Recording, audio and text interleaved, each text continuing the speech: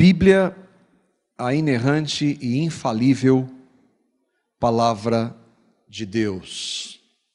Comecei no último domingo uma série de estudos sobre a Palavra de Deus. No domingo passado nós vimos biblicamente que, tristemente, qualquer pessoa, ou melhor, qualquer um, pode usar a Bíblia. Até mesmo o diabo. E ele fez isso, nós vimos, quando ele tentou Jesus no deserto, ele citou a Bíblia. E ele citou a palavra de Deus em Gênesis, quando ele disse para Eva: vocês vão ser como Deus, conhecedores do bem e do mal.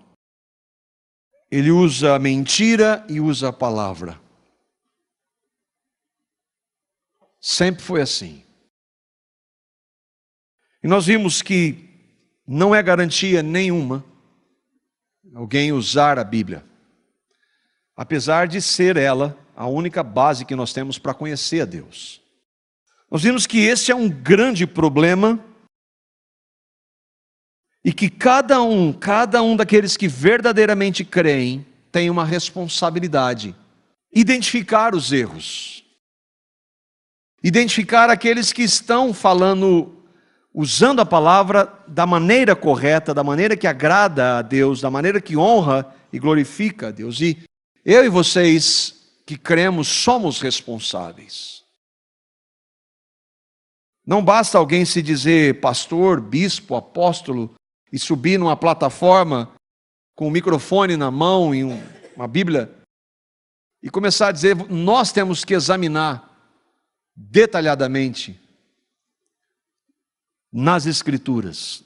E vimos que há pessoas que vêm literalmente de todos os lados trazendo engano com a Bíblia em suas mãos. Vimos também que é importante, muito importante, que não importa de onde venha ou quem use a Bíblia de maneira distorcida, seja o diabo, sejam falsos profetas, sejam charlatões, ou seja, gente sinceramente enganada, ou mesmo cristãos enganados usando textos bíblicos de maneira errada. Não importa a fonte, nós somos chamados a examinar. Por quê? Porque engano é errar. E engano na palavra de Deus é errar no conhecimento de Deus. E é importante que vocês entendam isso e não se enganem. Ainda que aqueles que se proponham a pregar sejam mais responsáveis, vocês são responsáveis tanto quanto. Ninguém vai chegar e dizer: mas eu ouvi o pastor fulano de tal e a culpa é dele. Não, a culpa era sua de não examinar na palavra. Nós vimos os bereanos examinando Paulo a cada dia para ver se o que Paulo estava dizendo era realmente de acordo com a palavra de Deus. Se você tem a Bíblia em suas mãos, você é totalmente responsável. Eu disse que eu usaria algumas citações públicas de líderes religiosos. Elas estão aí na internet para qualquer um ver. Então eu não vou estar difamando ninguém. E eu vou fazer isso hoje com alguns desses líderes, de diversas ramificações. Nós não vamos ver diferenças que há entre cristãos. Há irmãos e nós erramos em alguns pontos, sim. Você sabe quais? Não. Se eu soubesse, eu não erraria mais. Mas é possível que haja entre irmãos diferenças de interpretação da Bíblia. Não é ela que permite isso, somos nós que somos falhos. Mas há limites. Há erros que não deveriam e não podem acontecer. E um deles é como nós consideramos este livro. Porque se nós errarmos na maneira como nós vemos esse livro, então nós vamos errar em vários outros pontos. Os erros que nós vamos ver, eu creio, são fundamentais e lidam ou tratam com o nosso destino eterno. Não são diferenças como modelo de batismo ou como sistema de governo da igreja, mas são erros e ensinos muito perigosos. Como então nós vamos examinar a cada dia nas Escrituras? E lembra que nós citamos o que Paulo disse para a igreja de Corinto, que 2 ou 3 profetas no máximo falem e os outros façam o quê? Julguem. Nós somos chamados para julgar todo o ensino que nós ouvimos. Como nós vamos fazer isso? Eu gostaria de ver com vocês 10 princípios. Hoje nós vamos ver só o primeiro. Que nos ajudam na leitura, no entendimento da Bíblia. Coloquei 10, alguns, não é um número sagrado, poderia ser dividido em menos partes. É talvez uma forma didática. Não é invenção minha, não é inovação, mas são bases que são adotadas na história, ou foram adotadas na história da igreja, e que nos ajudam a discernir os ensinos. Todos eles princípios da Escritura. Nós vamos ver alguns textos da palavra também que nos auxiliam a entender e a julgar os ensinos. Nós vamos fazer o que é? É interpretar. E o que é interpretar? É uma definição básica, muito simples, mas que nós precisamos entender. Às vezes nós usamos algumas expressões que a gente não consegue entender. E aqui tem uma definição simples do que é interpretar. É uma ação mental de se compreender ou esclarecer ou ainda entender uma palavra, algo que é dito, ou um texto. Em termos simples, interpretar é entender o que foi dito ou o que está escrito. Simples assim. E nós precisamos fazer isso quando nós lemos a Bíblia e quando nós ouvimos alguém usar a Bíblia. Nós precisamos entender. E isso passa pela faculdade nossa que Deus nos concedeu de pensar. O irmão Augustus Nicodemos nos ajuda a entender isso.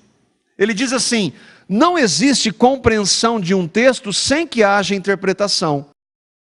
Mesmo que esta leitura seja do jornal e o processo de interpretação aconteça inconscientemente, você está lendo e você está entendendo, sendo um texto, a Bíblia não foge a esta regra. A Bíblia é um texto. E cada vez que a abrimos e lemos, buscando entender a mensagem de Deus para nós, nós estamos entrando num processo de entender, de interpretação. Como palavra de Deus, a Bíblia deve ser lida como nenhum outro livro. Nós vimos que não há nenhuma outra palavra de Deus a não ser a Bíblia. E nesse sentido ela deve ser lida como nenhum outro livro. Mas tendo isso, deve ser interpretada como qualquer outro livro. Alguns vão se opor dizendo, mas isso é só usar a mente e o espírito. Nós falamos na semana passada que a ação do espírito jamais desconsidera o nosso pensar. Porque Deus nos deu a capacidade de pensar. E muito pelo contrário, quando alguém, em nome de Deus, fala para você esvaziar a sua mente, para você não pensar sobre o que você está fazendo, você está entrando em um terreno extremamente perigoso. Nós vimos vários textos que nos levam a pensar, a meditar. Uma outra verdade, quando Deus, ao inspirar a sua palavra, nós vamos ver isso, Ele fez o quê? Ele falou a homens. Então ele falou no idioma daqueles homens, com palavras que eles entendiam, e ele queria transmitir a eles ensinos que eles compreendessem e que eles escrevessem para que outras pessoas entendessem. É claro isso ou não? Não existe um código da Bíblia. E não sei se vocês já ouviram, mas existe um livro chamado Código da Bíblia. E que diz que ela está cheia de códigos secretos. E aí, um matemático e um jornalista americano defendem que é possível decifrar o código da Bíblia por meio de operações matemáticas por computador.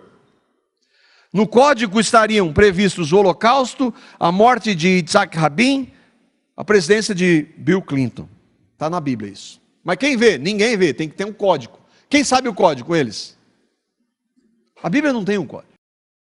Quando Deus inspirou aqueles homens para escrever, eles escreveram de forma que qualquer pessoa que lesse, entendesse o texto. Essa ideia de códigos é bobagem.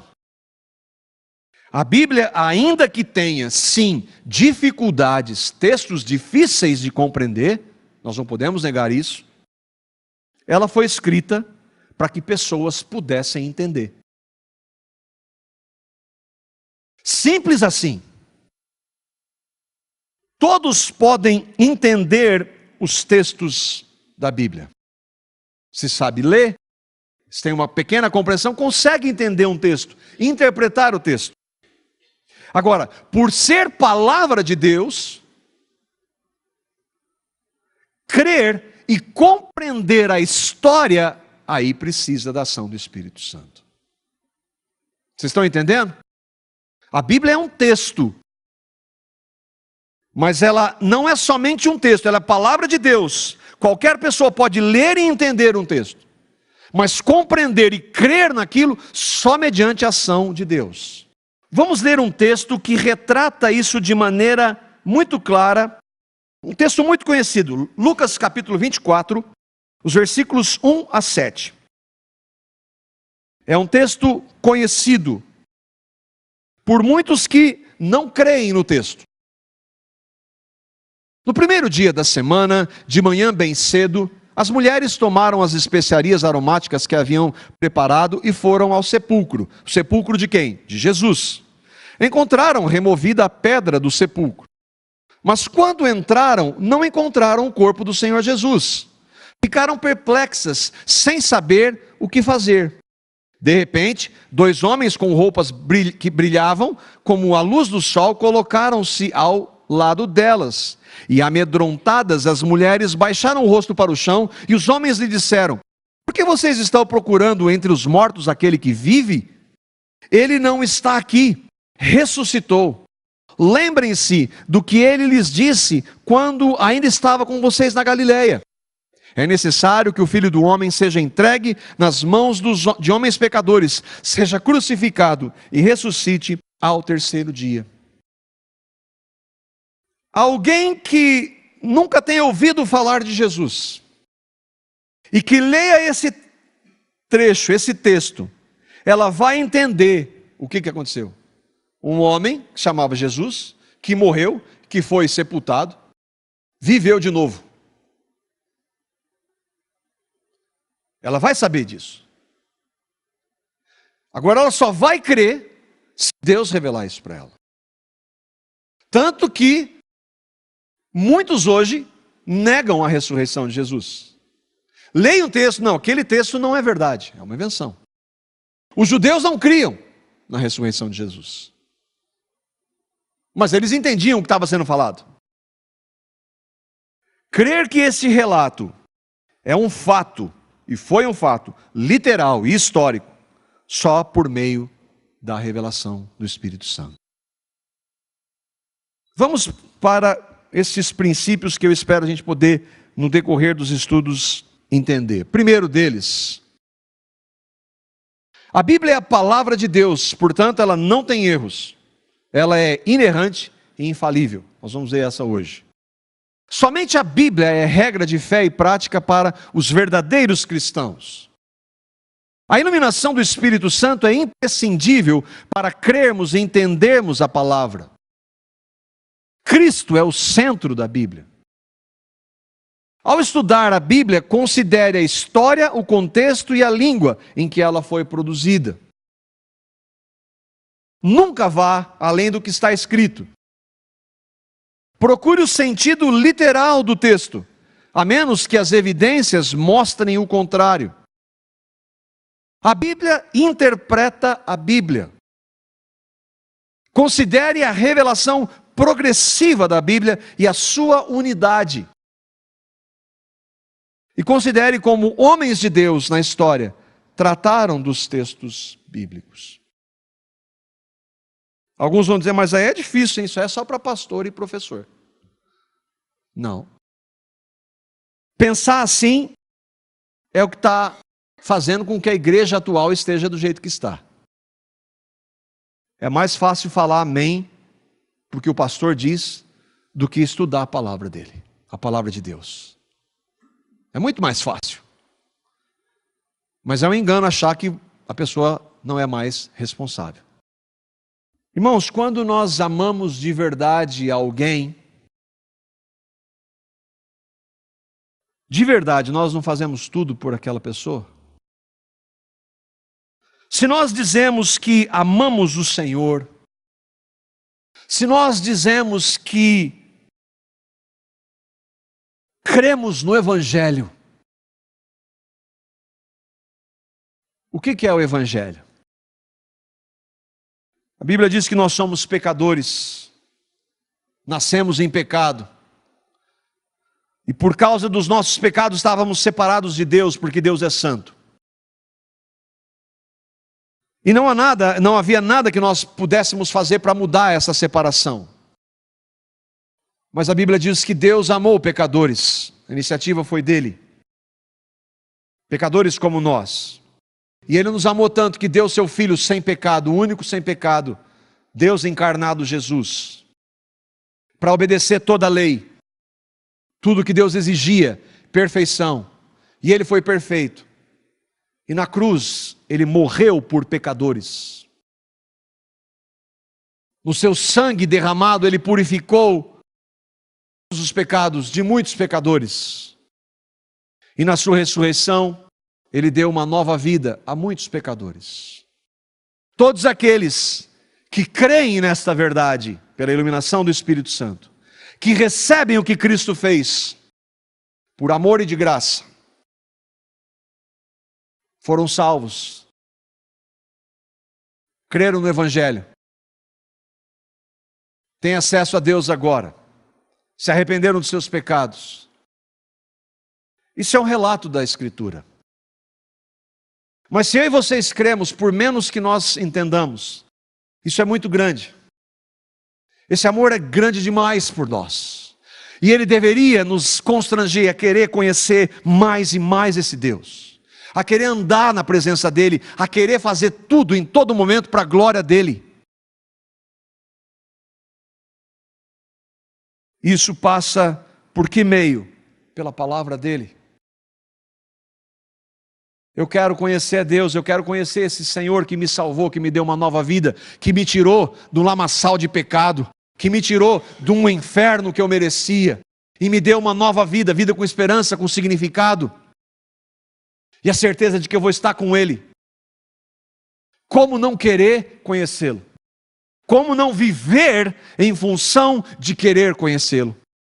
Entende como pesa sobre nós essa responsabilidade? Nós deveríamos, por amor a Ele, querer fazer tudo para Ele, querer conhecê-lo, andar na presença dEle, e isso passa pelo conhecimento da palavra dEle. Mas nós temos muitas outras coisas mais importantes para fazer. Isso não nos isenta da nossa responsabilidade.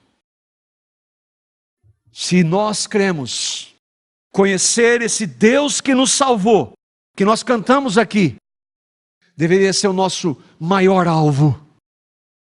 Como Ele diz, buscar primeiro o reino dEle, amar a Ele sobre todas as coisas.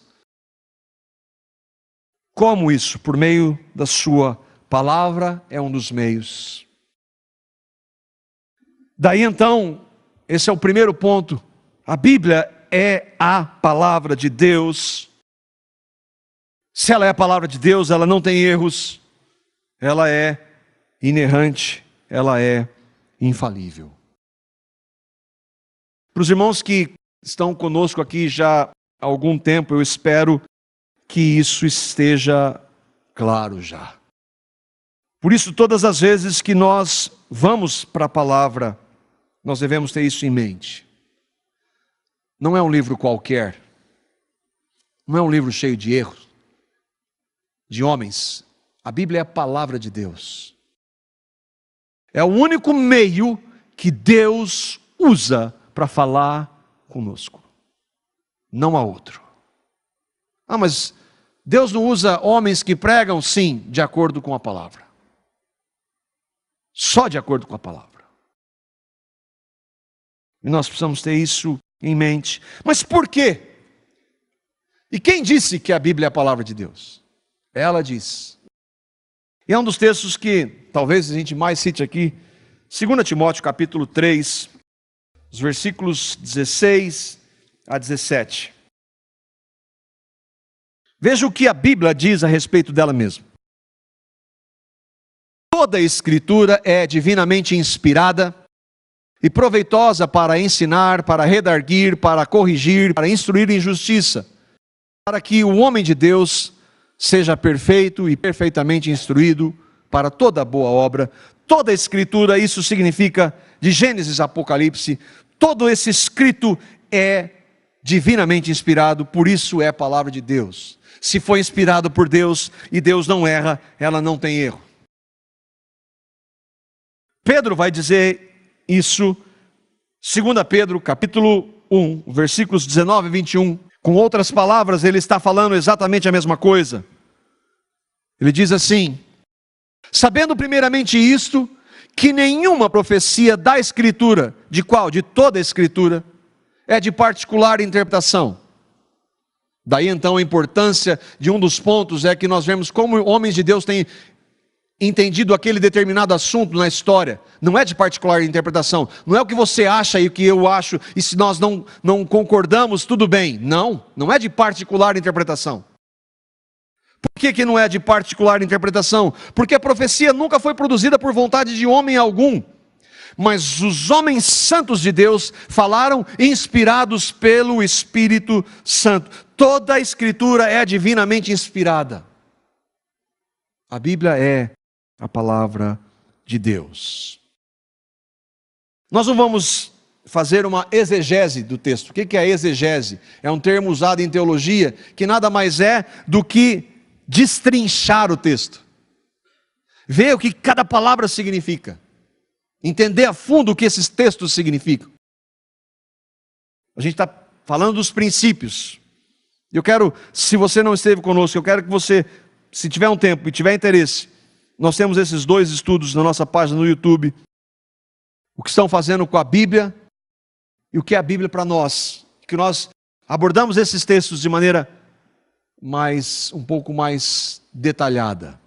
Nosso propósito é ver princípios. E um princípio, o primeiro deles é então, eu vou para este livro como sendo palavra de Deus. E isso já deveria me colocar no meu lugar de jamais questioná-la. Porque é Deus. É lógico isso ou não? Seres finitos, limitados, pecadores, maculados pelo pecado, dizendo: Deus, eu não concordo com o que você escreveu ou mandou escrever na sua palavra. Isso deveria nos humilhar.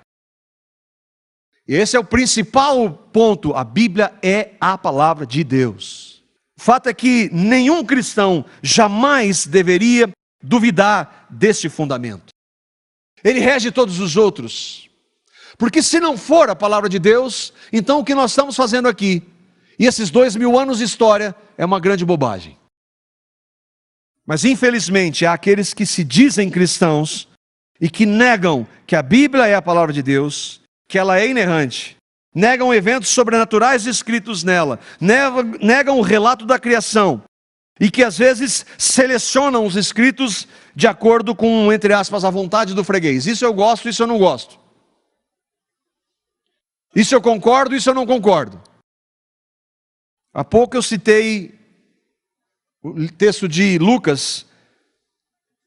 Ele não está aqui, mas ressuscitou. Qualquer um entende esse texto. A ressurreição de Jesus foi física. Um homem estava naquela cruz, crucificado, morreu literalmente, foi sepultado, 3 dias depois ressuscitou dos mortos sobrenaturalmente, fisicamente. Mas aqueles que se dizem cristãos na história e que negam isso. Um desses foi Rudolf Bultmann. Disse assim: a ressurreição em si não é um fato histórico. Tudo o que a crítica histórica pode estabelecer é que os primeiros discípulos vieram a crer na ressurreição. Eles creram em algo que não era verdade, era um símbolo. Não houve ressurreição.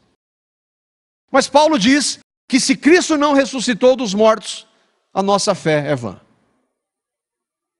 Esse era um professor de teologia alemão e que influenciou muitos pastores e outros professores, muito respeitado no século passado. Para ele a ressurreição era um mito. O outro muito respeitado chamava-se Paul Tillich. Em relação à palavra de Deus, ele escreveu: provavelmente nada contribui mais para a interpretação errônea da doutrina bíblica da palavra do que a identificação da palavra com a Bíblia. O que ele quer dizer? A Bíblia não é a palavra de Deus. Ela pode conter, ela pode ser, quando você experimenta, mas ela não é objetivamente a palavra de Deus. É respeitado nos círculos acadêmicos de teologia. Um grande pensador do século passado, que dizia: a Bíblia não é a palavra de Deus. Eu não estou falando de gente fora, estou falando de gente que se professa cristã e que ensinava isso.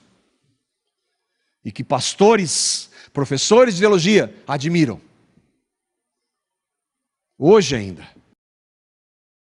Esses são chamados neo-ortodoxos. Ortodoxo é radical. Aqueles que creem que a Bíblia é a palavra de Deus e não discute são fundamentalistas radicais, ortodoxos. A neo-ortodoxia muda um pouco o discurso.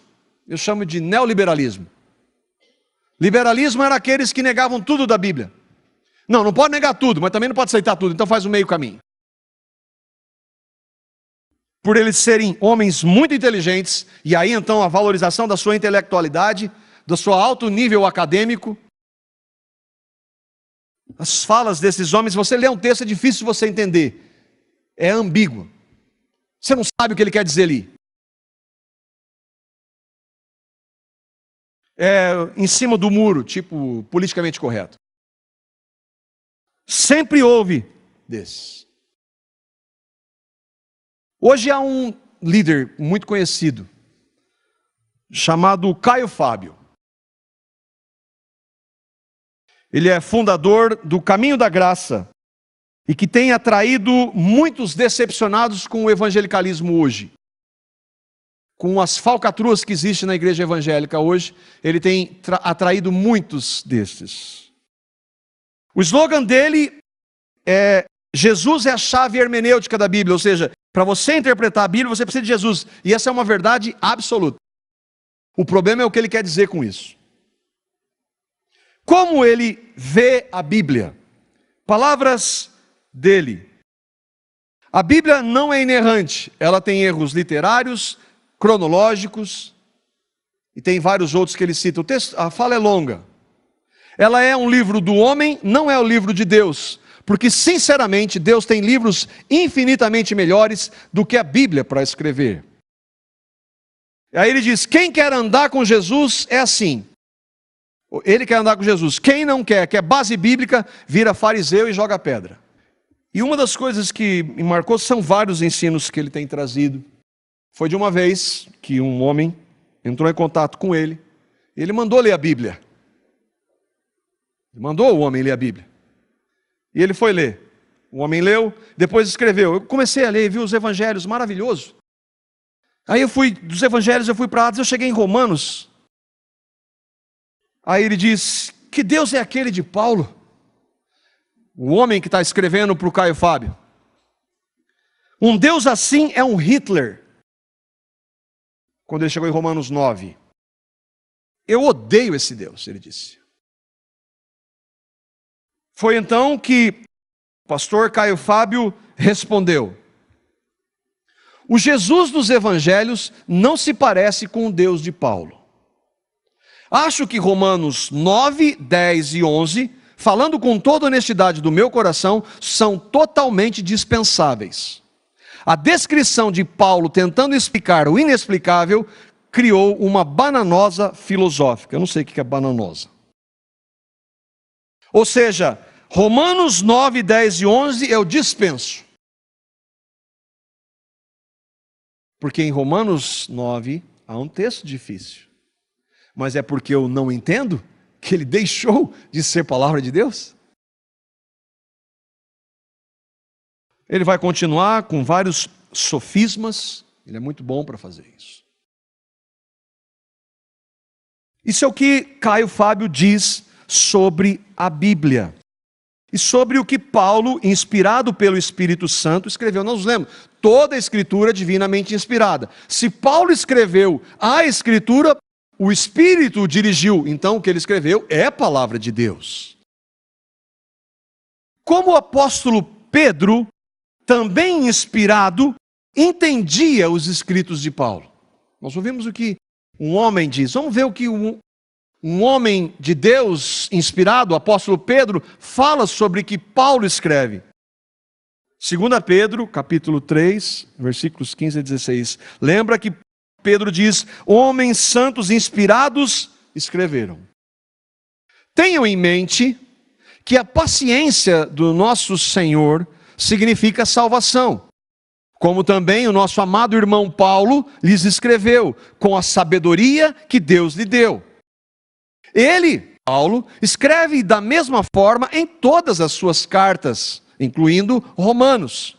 Falando nelas desses assuntos, suas cartas contêm algumas coisas difíceis de entender, as quais os ignorantes e instáveis torcem, como também o fazem com as demais escrituras, para a própria destruição deles. Vamos entender o que Pedro está dizendo aqui. Pedro está dizendo para aqueles irmãos, para quem ele escreve, lembrem da paciência de Jesus, do nosso Senhor, com os perdidos que ele conduziria ao quê? A salvação.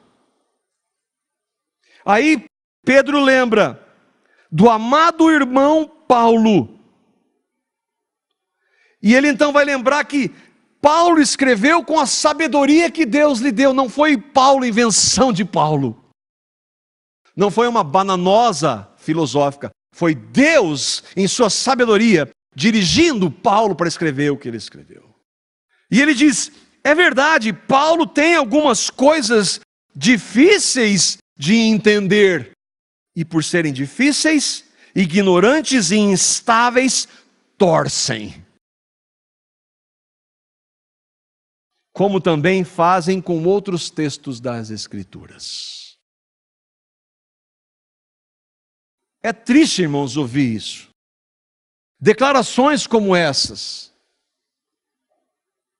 É muito triste você ler e ouvir declarações de pessoas que professam a Cristo, tratando a Escritura como se não fosse nada.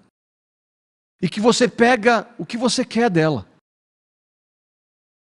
Um autor conhecido hoje, que é uma outra linha, ele é PhD em teologia, era professor, estudou em uma das universidades mais conceituadas de teologia dos Estados Unidos, a universidade em Wheaton. Ele se diz hoje um agnóstico, ele não acredita mais na Bíblia. E num artigo intitulado A Bíblia Não Tem Inspiração Divina, ele diz assim, chama Bart Ehrman. Eu diria que os diferentes autores da Bíblia têm versões diferentes da história E por isso é errado tentar fazer com que eles digam a mesma coisa. Há muitos erros na Bíblia e, mais importante do que isso, há diferentes pontos de vista teológicos e isto precisa ser reconhecido. A Bíblia não é a palavra de Deus. Ele vai dizer que o sacrifício, que a divindade de Jesus e a Trindade foram inventados por teólogos depois. Hoje ele é um agnóstico. Disse acreditar em Deus, mas não que a Bíblia é a palavra de Deus, nem que Jesus seja Deus.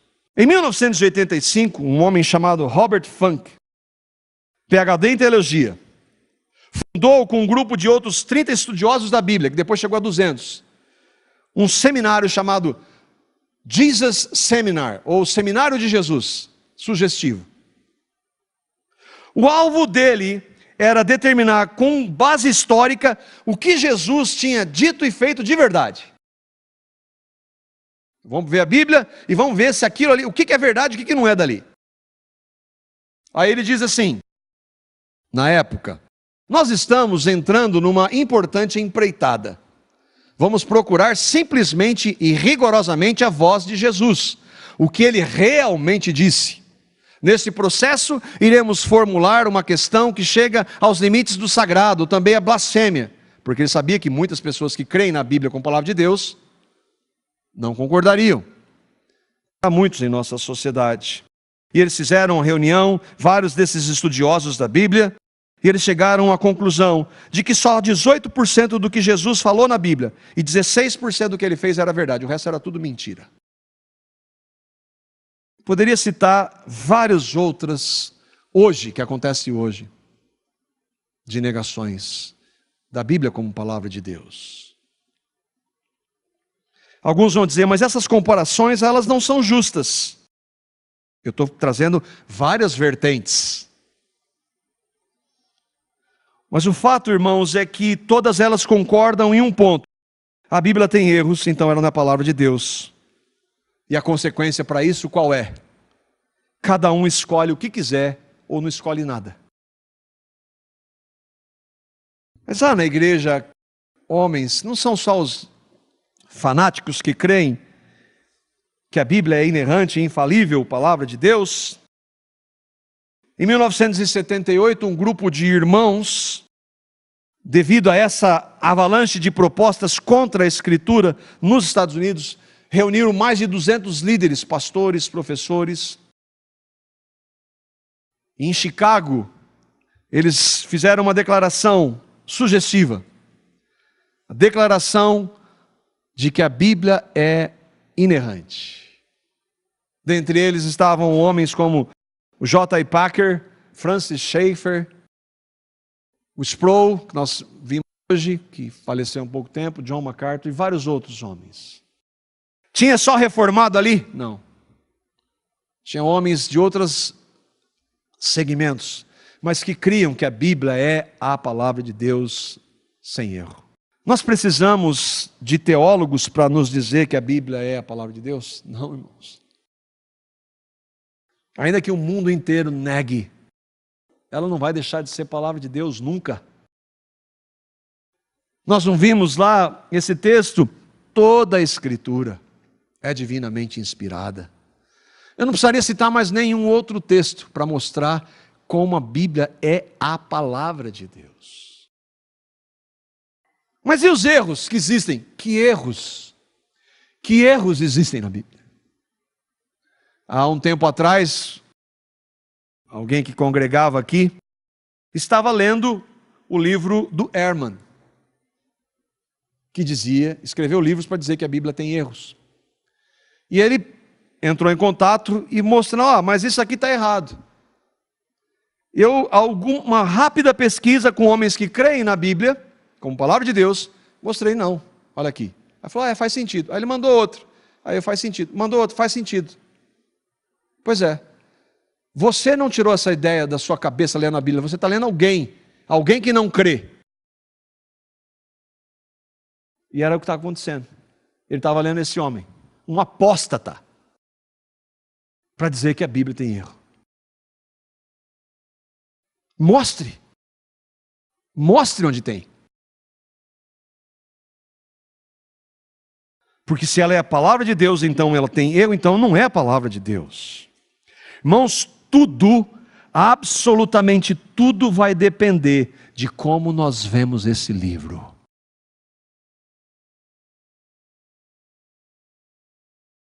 Não tem outro caminho.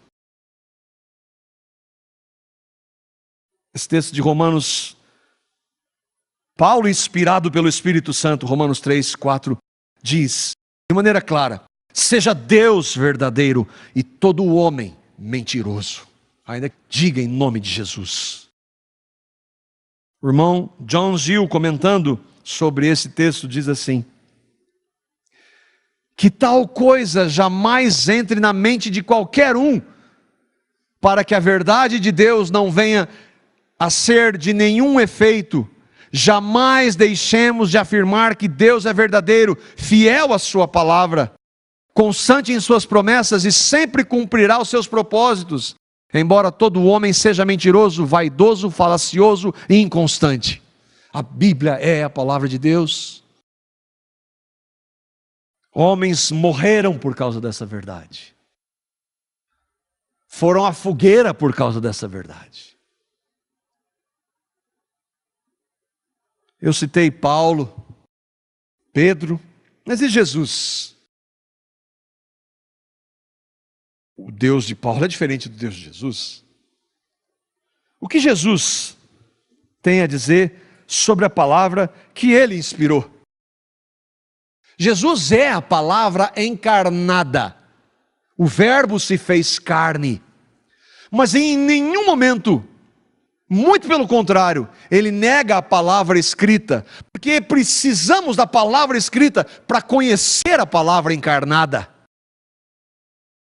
Não há outro meio. O que Jesus tem a dizer sobre a palavra? E ele está falando aqui para o Pai. João capítulo 17, os versículos 14 a 17. Jesus está falando ao Pai para aqueles que creram nele. Dê-lhes a tua palavra, e o mundo os odiou, pois eles não são do mundo, como eu também não sou.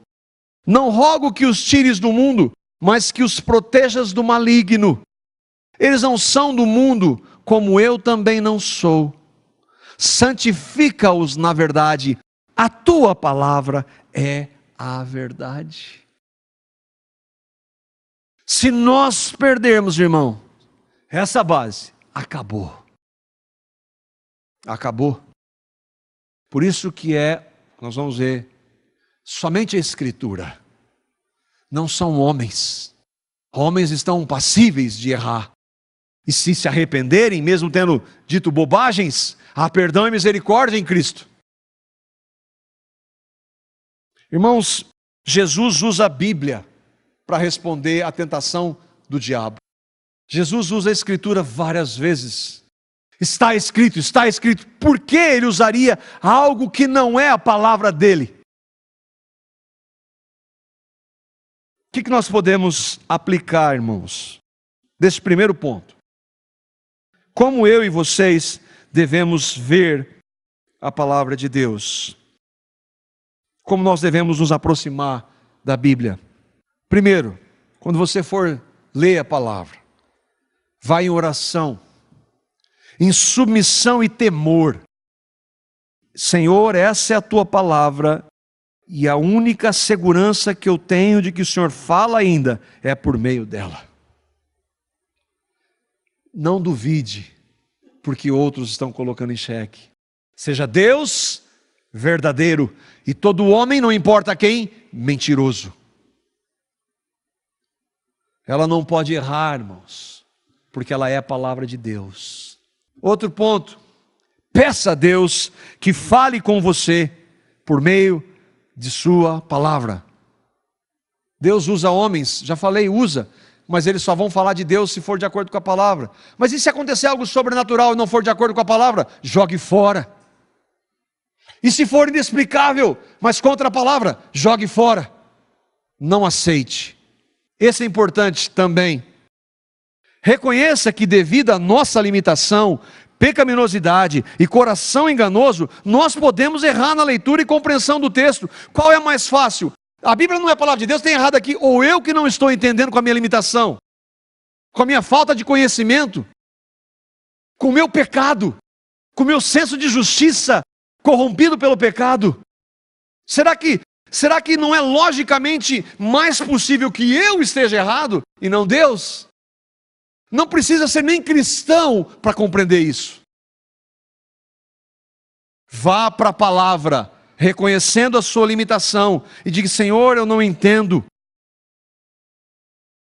mas eu não vou negar a sua palavra. Em humildade, fala comigo. E Deus vai tratar pelo princípio, a Bíblia explica a Bíblia. Ele pode tratar. Há textos difíceis na Bíblia? Sim. Que são mal interpretados? Sim. O erro está na Bíblia? Não. Está em quem está interpretando errado. O problema não está na Bíblia. Está em quem está usando mal a palavra. Ou para dizer que ela não é a palavra de Deus, ou para dizer que ela se contradiz, ou para trazer um ensino errado.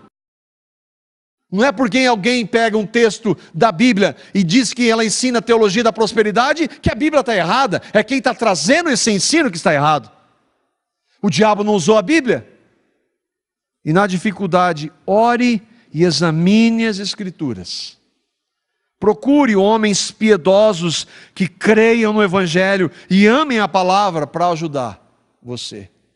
Por meio de uma pregação, por meio de um livro. Busque o Senhor. E vá diante da Bíblia como palavra de Deus. Eu quero terminar sugerindo um livro. 780 passagens polêmicas da Bíblia. Se tiver tempo para ler. Ah, aquele texto está errado. Então você vai procurar aqui esse irmão que crê na Bíblia como palavra de Deus, um estudioso chamado Norman Geisler, que não é reformado, hein? Fez isso aqui, um trabalho de 40 anos. Ah, não, mas isso dá trabalho. Então a Bíblia está errada. Que o Senhor tenha misericórdia de nós, irmãos.